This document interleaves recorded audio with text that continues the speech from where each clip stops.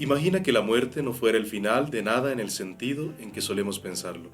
No un cierre, no un apagarse, ni siquiera un simple paso a otra escena ya resuelta.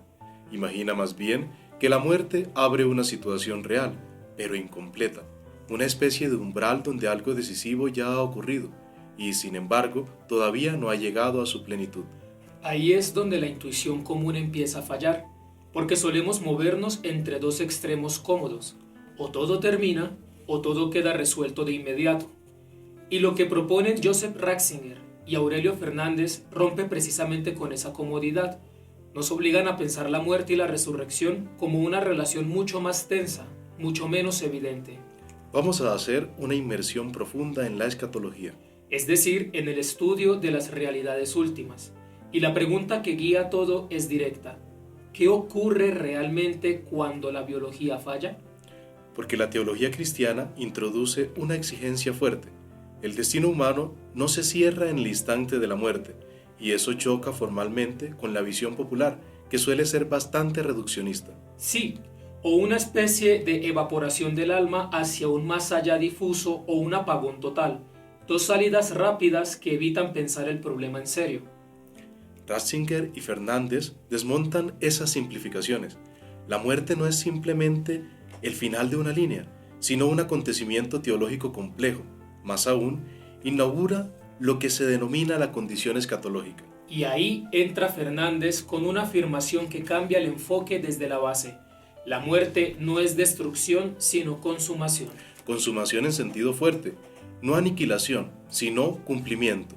Morir implica llevar a término la propia existencia histórica, no disolverla. Por eso, la muerte abre una forma de existencia que ya no está medida por lo biológico. De ahí la expresión estar con Cristo.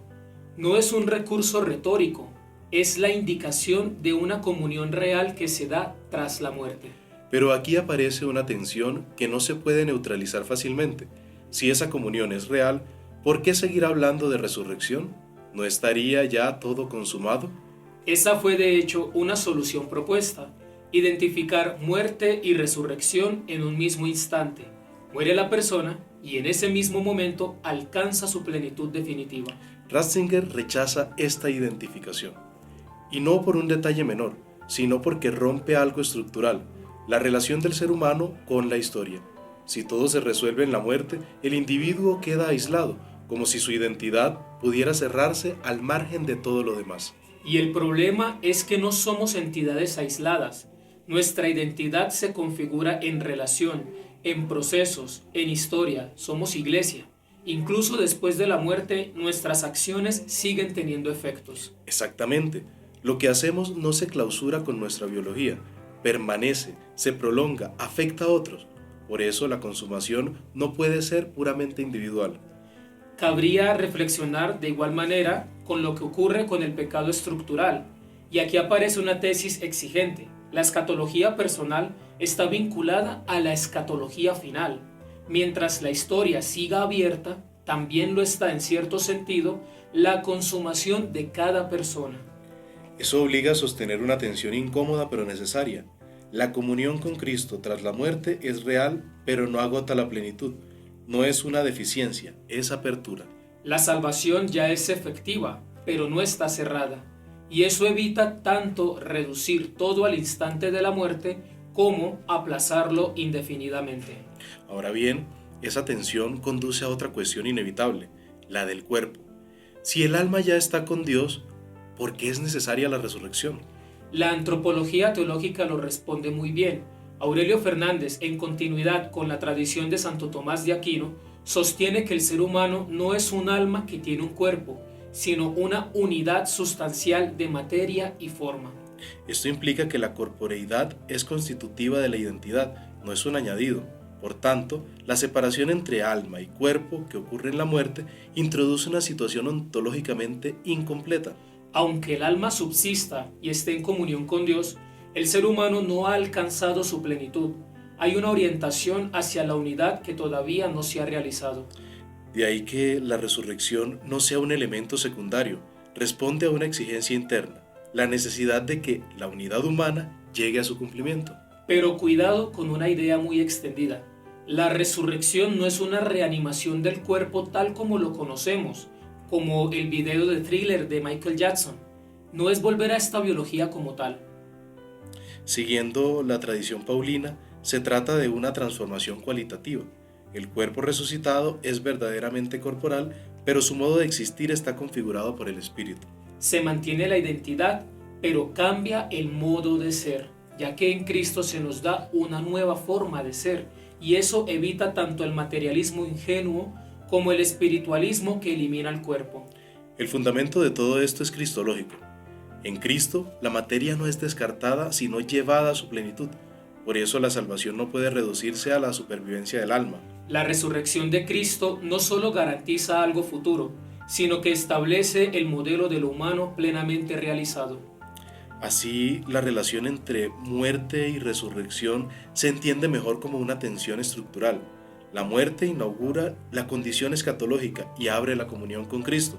La resurrección expresa la consumación plena. No son momentos desconectados, sino articulados. La salvación es real desde la muerte, pero permanece abierta hasta su cumplimiento definitivo. Todo este andamiaje teológico arroja una conclusión que, lejos de ser un mero ejercicio intelectual, rebota con una fuerza brutal sobre nuestro presente. Si asumimos esa visión de fondo, donde Cristo y esa inmensa red de personas fallecidas permanecen en una espera solidaria, aguardando la consumación de la historia, surge una deducción ética que no es para nada cómoda. Un hilo conductor entre el presente temporal y la eternidad. Exactamente. Nuestras decisiones no operan en el vacío.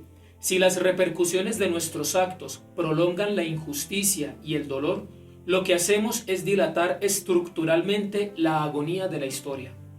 Y en ese sentido, en sentido inverso, cada acto de integridad introduce una variación real en ese proceso. No es simbólico, tiene peso en la configuración de lo que está por cumplirse. La ética cotidiana deja de ser un asunto privado, interactúa de algún modo con el destino de la historia en su conjunto. Y eso implica que nuestra vida no solo define quiénes somos, sino que se inserta en una trama mucho más amplia, que incluye incluso a quienes ya han cruzado ese umbral. Al final, la idea es bastante incómoda, pero difícil de eludir. Nadie alcanza su plenitud de manera aislada. La salvación no es un evento individual cerrado, sino una realidad que involucra a todos, a la Iglesia. Esta, en definitiva, es una comprensión que obliga a pensar la existencia en términos menos inmediatos y mucho más exigentes. Densa, por supuesto, pero también lo suficientemente provocadora como para no dejarla en teoría y empezar, al menos, a tomarla en serio.